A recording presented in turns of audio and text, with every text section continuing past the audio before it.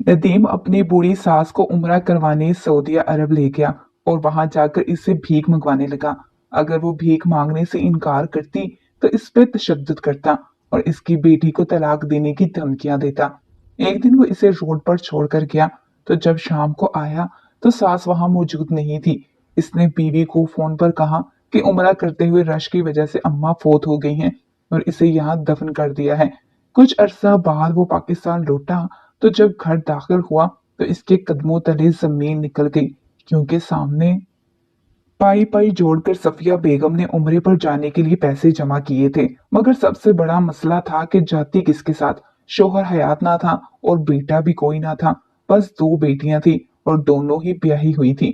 बड़ी बेटी तो अपने घर में बड़ी खुशबाश थी, लेकिन दूसरे नंबर की छोटी बेटी का शोहर निकम्मा था। सारा दिन घर पर बैठा बिस्तर तोड़ता रहता था। बेटी शोहर से काम का कहती तो नदीम इस पर भड़कने लगता। आए दिन सफिया की छोटी बेटी सुमेरा इसके घर आकर रोती रहती। कई बार सफिया ने अपने मियाँ की पेंशन के पैसे बेटी के हाथ में रखे ताकि वो घर का सिलसिला चला सके।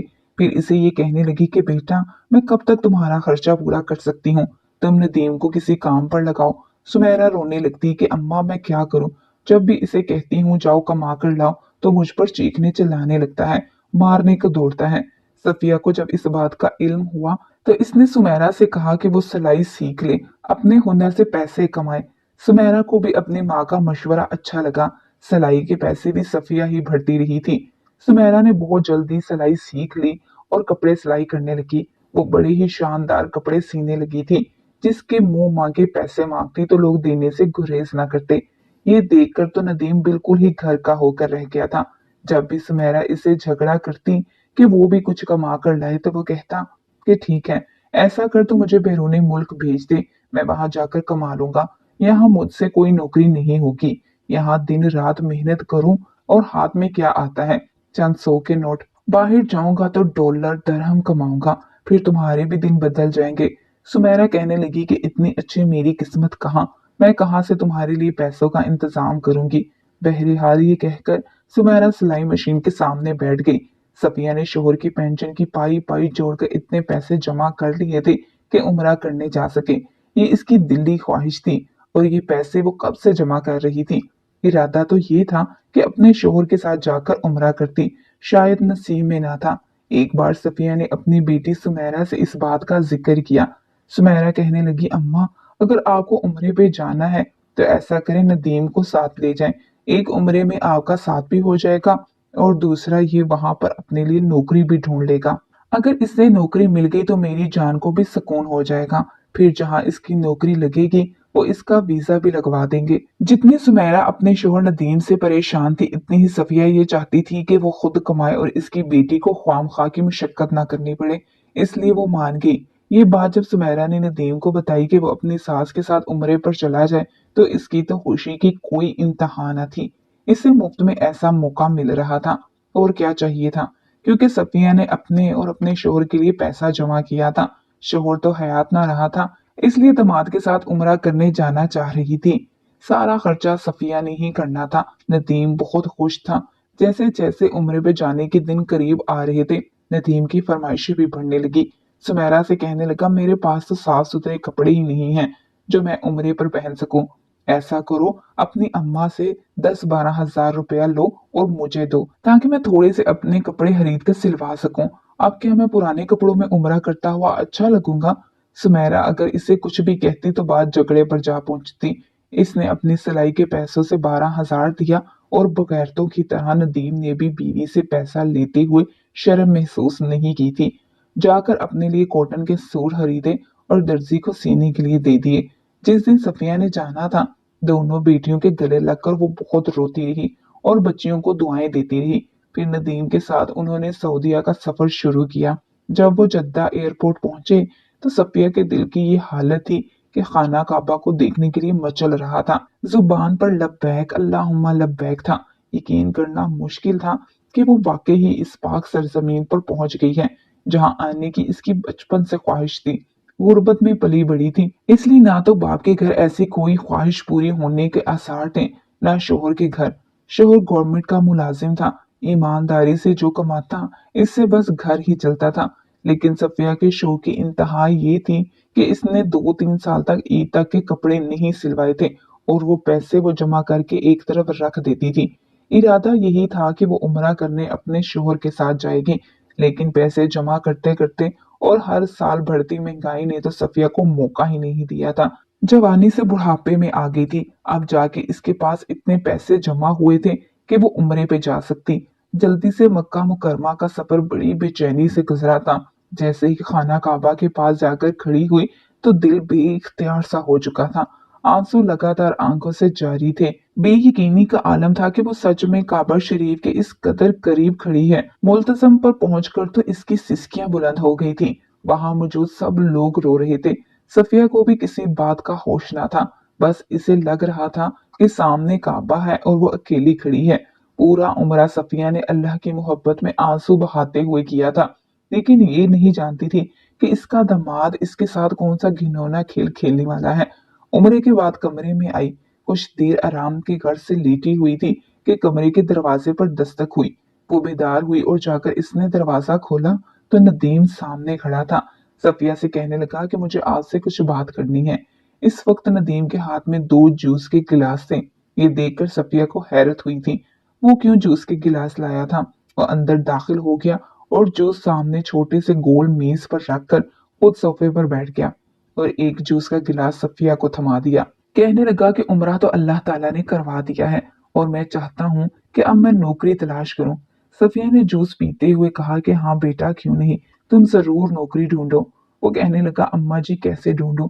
जाहिर है मैं जहां जहां नौकरी की तलाश में जाऊंगा, किराया तो चाहिए। सफिया इसकी बात समझ चुकी थी, इसलिए जूस का गिलास एक ही घूंट में खाली किया।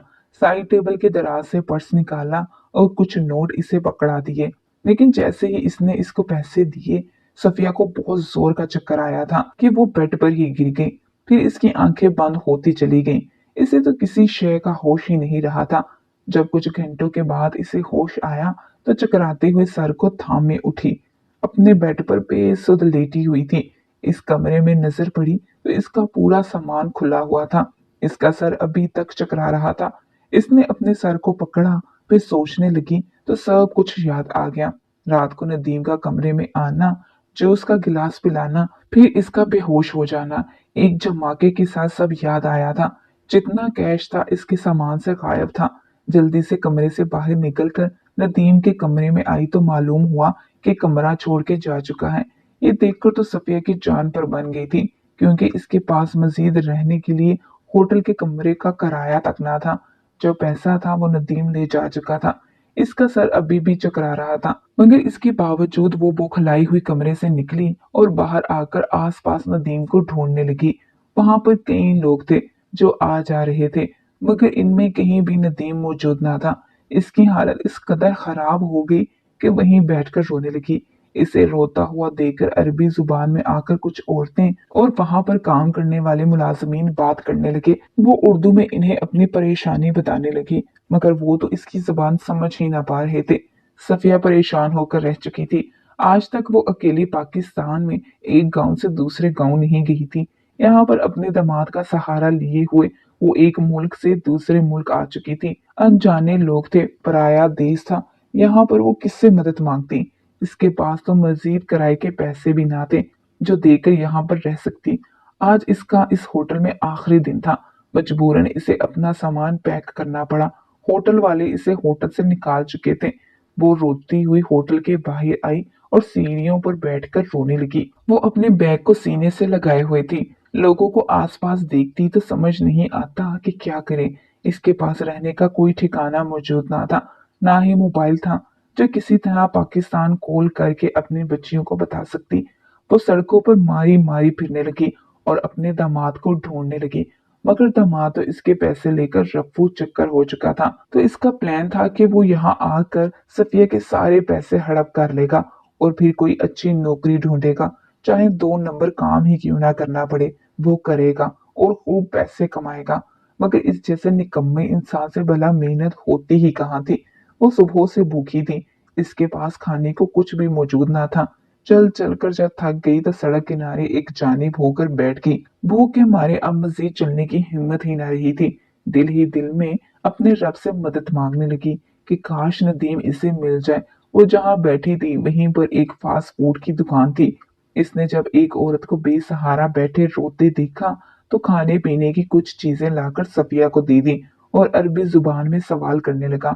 ना सफिया को इसके अल्फाज समझ आते, ना ही वो अपनी बात इस नौजवान को समझा सकती। खैर वो लड़का सफिया को खाना देकर वहां से चला गया, जिससे सफिया ने पेट भर कर खाया और एक बार फिर उठकर नदीम को ढूंढने लगी। रात हो चुकी थी, हर सू अंधेरा फैल चुका था, मगर नदीम की कोई खबर ना थी। इसे इस रात से खौफ सा आने लगा था। न जाने वो ये रात कहाँ गुजारती। अब तो नींद भी इस पर गालिब आने लगी थी। वो सुबह से रो रो कर हलकान हो चुकी थी। कुछ समझ नहीं आती कि क्या करे। आखिर यूं ही सड़क के एक जानिब दीवार से टेक लगाकर बैठ गई और रोते हुए अपने रब को याद करने लगी और यही दुआ करने लगी कि मुझे नदीम से मिलवा दे या फिर वापस पाकिस्तान जाने का इंतजाम हो जाए। वो रोती हुई यूं ही दीवार से टेक लगाए सो चुकी थी। सुबह उठी तो एक बार फिर अपने दामाद को ढूंढने लगी। एक हफ्ता तो यूं ही गुजर चुका था। वो खाने पीने के लिए किसी दुकान के बाहर बैठ जाती और हाथ के इशारे से भूखे होने का इशारा करती। वो दुकानदार लड़का इसे कुछ न कुछ खाने को दे देता और सफिया दिल ही दिल में इसे दुआएं देती हुई वापस आ जाया करती। नदीम पिछले एक हफ्ते से सास के दिए हुए पैसों से खूब ऐश कर रहा था। पहले तो जाकर इस शहर में घूमने लगा, फिर कुछ पैसे बचे तो अपने होटल का किराया दिया। जब पैसे खत्म होने लगे तो कोई नौकरी ढूंढने लगा, मगर इसे कोई नौकरी भी नहीं मिल पा रही थी। ना ही इसे अरबी जुबान आती थी और ना ही कोई हुनर आता था जिसे इस्तेमाल करके वो नौकरी कर सकता। बेचारे को जब लगा कि काम करना मुश्किल है तो वहीं सड़कों पर मारा मारा फिरने लगा और वहां आया जहां पर एक बड़ी सी सड़क पर कई बच्चे कितार दर कितार बैठे थे। किसी का बाजू नहीं था तो किसी की टांग नहीं थी, किसी का दिमाग छोटा था तो कोई अंधा था। वहां पर बैठे बच्चों को देखकर नदीम झुरझुरी लेकर रह गया। वो कितनी ही देर इन माजूर दर्द के मारे बच्चों को देखता रहा। वहां से बहुत से लोग भी गुजर रहे थे, खासकर दूसरे ममालिक के आए हुए लोग। इन बच्चों को कुछ ना कुछ भीख के नाम पर जरूर दे रहे थे। ये मंजर देखते ही नदीम के दिमाग में एक मंसूबा बनने लगा। इसके चेहरे पर एक शैतानी मुस्कुराहट आई थी। वो बच्चों के करीब आया और देखने लगा कि हर बच्चे के पास बहुत से पैसे थे जो वो अपने पास छुपा कर रखते थे। वो ये भी जानता था कि इन बच्चों को यकीनन किसी गिरोह ने यहाँ पर बिठा रखा है। ये बात तो खैर खासों आम ही जानते हैं कि बच्चों को अगवा करके इनके अज़ा काट कर भीख मंगवाना सऊदी अरब में आम था। इसने कुछ सोचा और एक बार फिर अपनी सास के बारे में सोचने लगा। वो भागा भागा वापस इस होटल की जानिब आया। वो अभी इस होटल की जानिब ही आ रहा था कि तभी इसे सड़क किनारे अपनी सास बैठी हुई नजर आई। सास का तो हुलिया ही बिगड़ चुका था। वो इसको चेहरे से नहीं बल्कि इसके पास मौजूद बैग से पहचान चुका था, क्योंकि इस बैग पर इसी का नाम लिखा हुआ था। वो जब पाकिस्तान से चले थे तो उन्होंने बैगों पर सफेद चिट लगाकर नाम लिखा था ताकि बैग गुम ना हो सके। सास को यूं बैठे देखकर इसने फौरन अपने चेहरे के तासुरात भी बदले और इसके पास चला आया। कहने लगा कि आप यहाँ क्या कर रही हैं? मैं कितने रोज से आपको ढूंढ रहा हूँ। आखिर कौन करता है इतनी लापरवाही? मैं एक हफ्ते से आपको ढूंढ ढूंढ कर हलकान हो गया और आप यहाँ बैठी हैं। सफिया ने जब नदीम को अपने सामने देखा तो हड़बड़ाकर फौरन उठ बैठी और नदीम के गले लगकर फूट फूट कर रोने लगी। जैसा भी था तो दामाद ही और अपना था। इसे एक ढारस से मिली थी। कहने लगी कि तुम कहाँ चले गए थे? तुम होटल से गए और मैं तुम्हें ढूंढने की खातिर ही वहां से बाहर निकली थी। तुम्हें जरा मेरा एहसास नहीं कि मैं बुढ़िया इस पराये देश में कहाँ जाऊंगी? नदीम उल्टा अपनी सास को ही डांटने लगा कि मैं आपको ढूंढता रहा और आप मुझे ढूंढने का ड्रामा कर रही थी।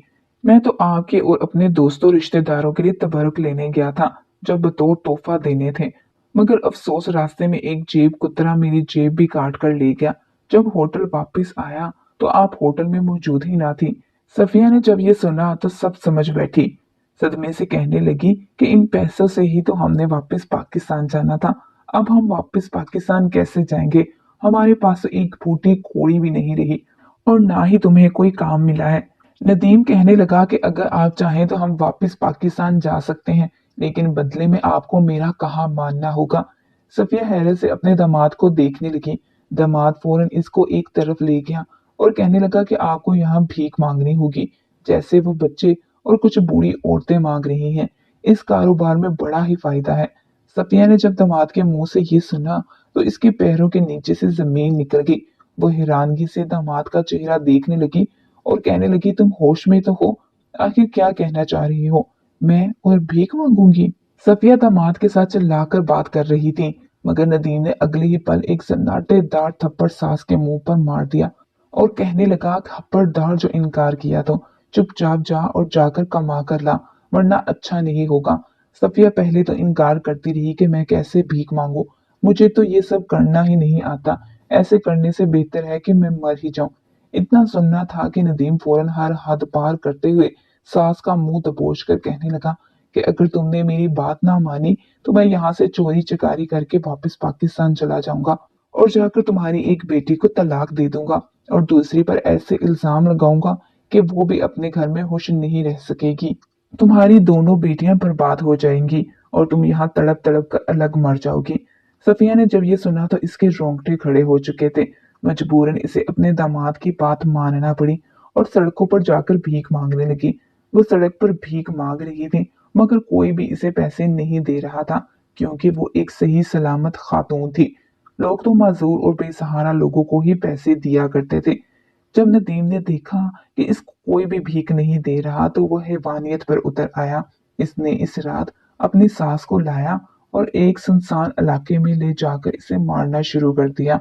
इसने अपनी सास का हाथ तोड़ दिया और पांव पर इस कदर मारा कि पांव की हड्डी टूटकर लटकने लगी। बेचारी सफिया को लगा था कि आज इसका इस दुनिया में आखिरी दिन है।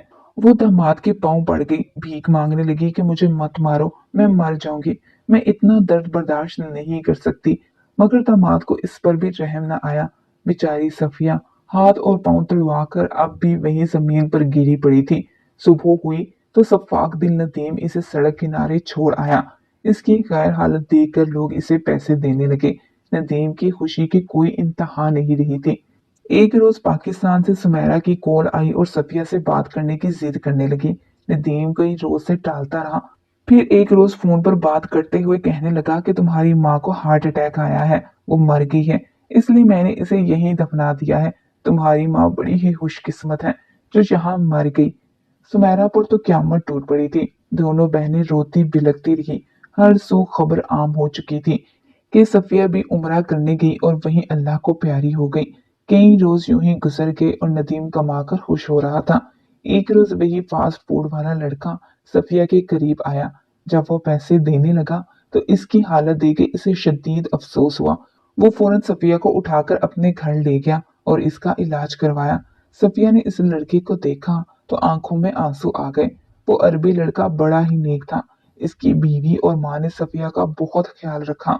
एक रोज वो अरबी लड़का वहां पर मुकीम एक पाकिस्तानी को ले आए जो अरबी और उर्दू बखूबी जानता था। सफिया ने अपने सारी हालात जिंदगी इसे बताई और इसने वो सारी दास्तान इस लड़के को सुनाई, जिसे सुनकर वो अरबी लड़का और इसकी माँ और बीवी भी रोने लगे और इसके दामाद को लान तान करने लगे। वो शख्स कहने लगा कि बड़ी भी आप फिक्र मत करें, मैं आपको वापस पाकिस्तान जरूर भिजवा दूंगा। इसने सफिया को अच्छी खासी रकम दी और फिर वो पाकिस्तानी शख्स और इस लड़के ने मिलकर सफिया का भरपूर इलाज करवाने के बाद वापस पाकिस्तान भेज दिया। वही नदीम कई हफ्तों से सास को ढूंढ रहा था। न जाने सास अचानक कहाँ गुम हो गई थी। दिल ही दिल में सास को बुरा भला कहता कि हो ना हो बुढ़िया इतनी कमाई करके कहीं भाग गई होगी ताकि अकेले ही भीख मांगकर ऐश कर सके। वो मजबूरन छोटी मोटी चोरियां करने लगा। सफिया जब पाकिस्तान पहुंची और घर आई तो बेटियां इनसे लिपट कर रोती रहीं। बेटियां तो माँ को देखकर हैरान थी, कहने लगी कि नदीम ने तो कहा था कि आप वफात पा चुके हैं। सफिया ने सारी हकीकत अपनी बेटियों को बता दी थी। कुछ माह यूं ही गुजर गए। एक रोज जब नदीम के पास कोई काम ना रहा और सऊदीया के लोग इसे चोरी चकारी के इल्जाम में अंदर करवाने पर तुल गए तो इसकी जान पर बन आई थी। वो पाकिस्तान वापस चला आया। जब घर आया तो क्या देखा कि इसकी सास इसकी बीवी के साथ बैठी है। सास को वहां देखकर इसके होश उड़ गए थे। बीवी ने इस रोज अपने शोहर को पहली मर्तबा थप्पड़ मारा था और इसे बातें सुनाने लगी। धक्के देकर घर से निकाल दिया। फौरन पुलिस को कॉल करके बुलाया गया और नदीम को पुलिस के हवाले कर दिया गया और इसके बाद खुला का मुतालबा भी कर लिया। नदीम हाथ जोड़कर मुआफी मांगता रहा मगर सुमेरा ने जरा भी लिहाज ना किया। दोनों माँ बेटी ने नदीम को पुलिस के हवाले कर दिया था और लंबी कैद में अंदर जा चुका था, जबकि सुमेरा और इसकी माँ सलाई के पैसों से और पेंशन से गुजारा करने लगी। वहीं नदीम कुछ माह जेल में रहने के बाद अजीबोगरीब बीमारी का शिकार हो गया। हर वक्त चेहरा नोचता रहता, चिल्लाता रहता, कहता कि मुंह पर सुइयां चुभ रही हैं। एक रोज यूं ही चिल्लाता हुआ खुद को नोच नोच कर इस दुनिया से ही चला गया।